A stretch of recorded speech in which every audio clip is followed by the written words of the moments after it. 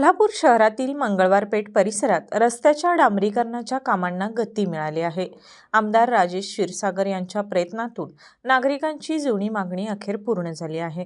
कोल्हापूर शहरातील मंगळवार पेठ परिसरात कैलासगडची स्वारी अंतर्गत विलास पाटील घर ते गजानन पोद्दार घर या रस्त्याच्या डांबरीकरणाच्या कामाचा शुभारंभ आज आमदार राजेश क्षीरसागर यांच्या हस्ते झाला।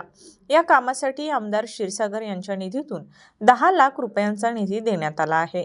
शहरातील रस्ते दर्जेदार आणि नागरिकांना सोयीचे व्हावेत यासाठी सतत प्रयत्नशील असल्याचे त्यांनी सांगितलं। मनपा प्रशासन आणि कंत्राटदारांनी कामाचा दर्जा टिकवावा अशा सूचना त्यांनी दिल्या।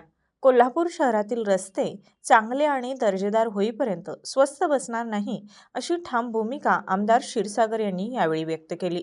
कार्यक्रमाला शिवसेना पदाधिकारी, कार्यकर्ते आणि परिसरातील नागरिक मोठ्या संख्येने उपस्थित होते।